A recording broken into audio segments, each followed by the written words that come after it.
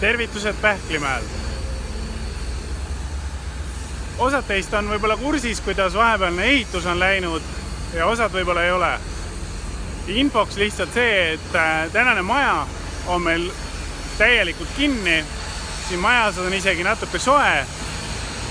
Ja mida ehitaja täna meie jaoks teeb, on see, et täna hommikul algas põrandate valu. Mis tähendab seda, et nädala lõpuks on enamus sellest hoonest betoonpõrandate all. Ja paljud, kes teist siin on ekskursioonil käinud, on vahepeal tekkinud tunne, et ehitus on meie põhitegevusest täiesti erinev asi.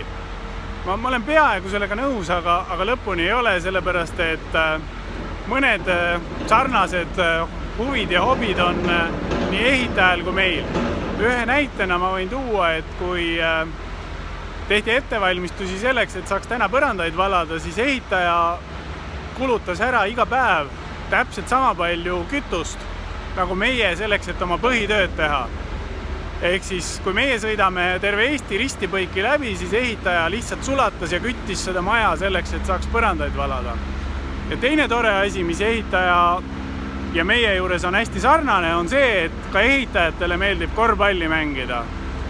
Ja see tänane põrandavalu, mis algas, on väike samm selle poole, et me 11. mail saaksime alustada itaallastega koostöös liinipaigaldust ja 11. mail me teeme selle jaoks ühe korvpallimatsi, kus me üritame aru saada, kumbale rohkem meeldib korvpalli mängida, kas meile või ehitajale.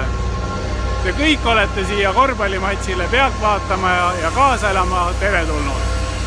Tere tulemast Pähklimäele!